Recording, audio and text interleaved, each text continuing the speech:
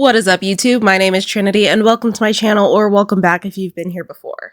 I said at the end of my previous video that one of the creatures that we talked about in that video, which was our Cryptids from Every State finale, that I will have linked right in the corner so you can watch it if you haven't seen it, was going to get its own dedicated video. And that's exactly what today is. Today I am going to be talking about historical cases of vampires. Now, why am I talking about vampires? This channel is usually more geared towards more unique cryptids rather than classical monsters, even though we do talk about werewolves a fair amount, I guess. Usually I've stayed away from classical monsters just because I am more interested in like cryptozoology, so stuff that could be real. And vampires, and I guess to a lesser extent, the more I do like werewolf videos, werewolves and stuff like that are pretty well agreed upon not to be real. And they're more in the category of legend rather than the stuff I talk about. However, I'm starting to develop more of an appreciation for those creatures just because of all of the movies that have been coming out recently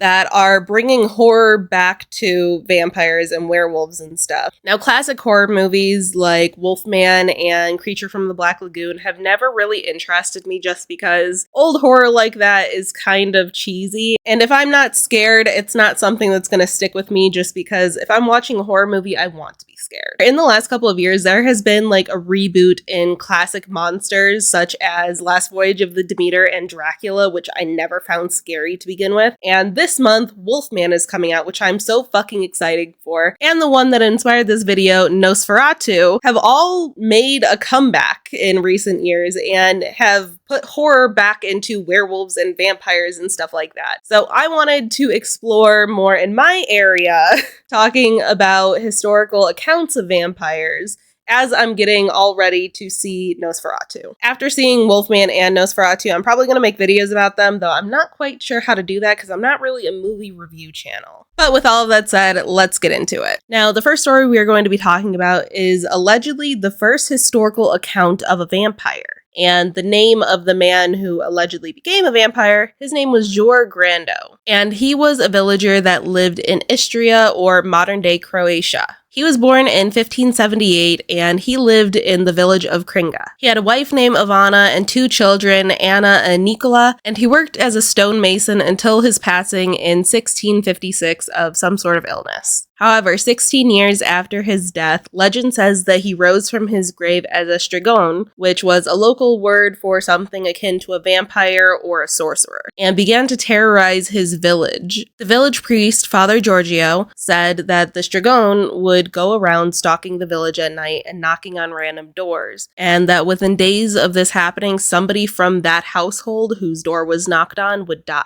Jor also allegedly returned to visit his wife Ivana on many occasions. However, these weren't love overcoming death type of reunions. Whatever this was terrorized Ivana. She would see it looking in windows and just following her around, and sometimes it would even break into her house and into her bedroom. And she said that this thing that looked like her deceased husband would try to assault her. She described it as having what almost looked like a smile, but it wasn't quite right, and gasping for air as if it couldn't breathe. Father Giorgio even allegedly came face to face with the strigon, holding up a cross to him and exclaiming, "Behold, Jesus Christ, you vampire, stop tormenting us." One night, a group of villagers who had decided that they had to take down Jor encountered him and chased him out of the town, eventually cornering him and restraining him. They attempted to pierce his chest with a hawthorn branch, however, it just bounced off of it and Jor ended up escaping. The following night, 9 villagers, along with Father Giorgio, went to Jor's grave and dug it up. They carried with them lanterns, a cross, and another hawthorn branch. Allegedly, when the coffin was opened, they found Jor almost perfectly preserved,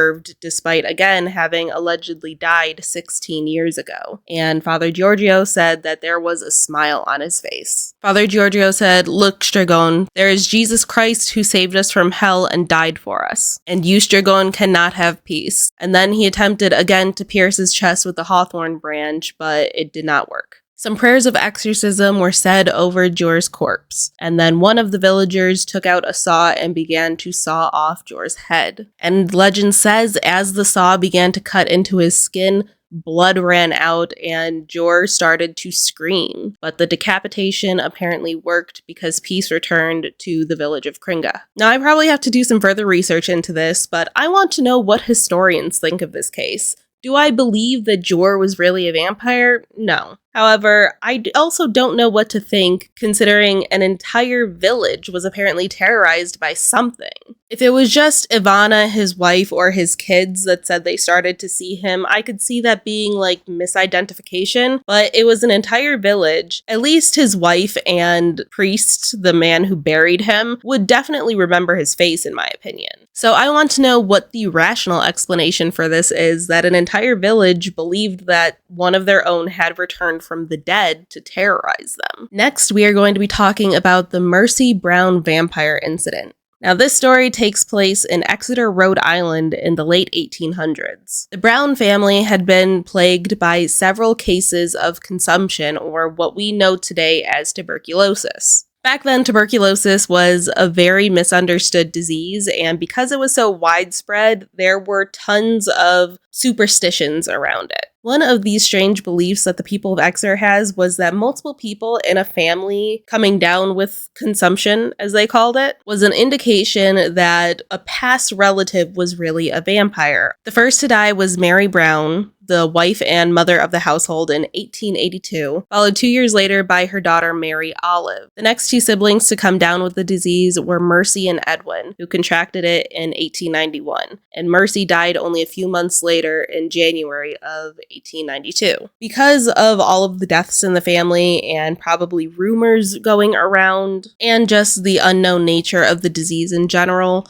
George Brown gave consent for his wife and his two daughters to be exhumed and be examined to see if they were vampires, hoping that he could save his son Edwin from the same fate. The bodies were exhumed on March 17th of that year, and it was kind of a spectacle, along with the doctor who was going to be performing these examinations. Villagers and newspaper reporters were also there when it happened. Mary and Mary Olive's remains exhibited the expected amount of decomposition for the amount of time that they had been deceased. Mercy's body, however, exhibited few signs of decomposition, and there was apparently still blood in her heart. They came to the conclusion that Mercy was the vampire and she was the one that was causing the sickness. In accordance with superstitions at the time, her heart and her liver were burned, and the ashes were mixed into a tonic and given to Edwin, hoping that this would cure him of consumption. What is pretty obvious to us is that it did not cure Edwin, and he ended up passing only 2 months later. George Brown was the only member of the Brown family not to come down with tuberculosis.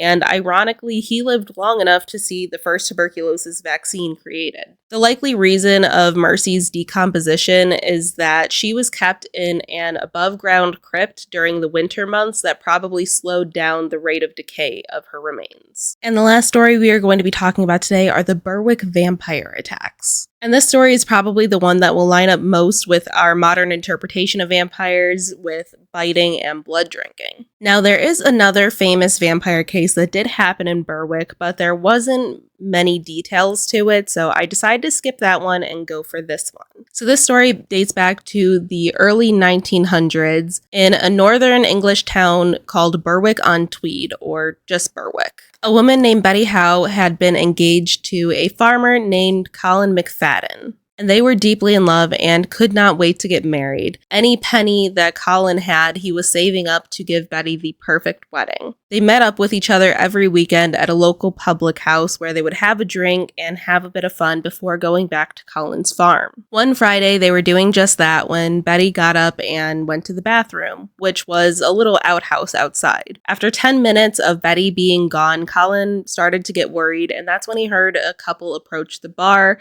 talking about how they had been waiting to use the bathroom and that whoever was inside was not responding when they were knocking. Hearing this, Colin rushed outside and actually broke down the door of the outhouse, and that is where, to his horror, he found Betty with her throat ripped out, blood still gushing from the wound. Betty, of course, died from her wounds, and Colin was devastated, but vowed that he would find the person that did this and bring them to justice. And obviously, a story that traumatic spread like wildfire, and it may have even spread more than it would have originally, because in the area, there had been many livestock killings in recent weeks. All of the animals had allegedly been drained of blood, so the word vampire was floating around. A few weeks later, a 16-year-old girl was picking up brambles from an old farm track. Her mother had told her to be home before dusk because, again, people were still worried about this vampire or whatever was attacking. But she lost track of time and started back towards her home after it was already dark. As she walked along the old farm road, she passed a man well over 6 feet tall, and she couldn't really see him, but could tell that he was very pale. And as he passed her, he leapt onto her, knocking her to the ground, and this is where she got a better look at him. He opened his mouth wide as if to bite her, and she saw that his canines were much longer than they should have been. They resembled fangs. She started screaming, and luckily 2 other farmers in the area heard and rushed to her aid, wrestling the man off of her and restraining him. The man was taken to the local magistrate and presented to him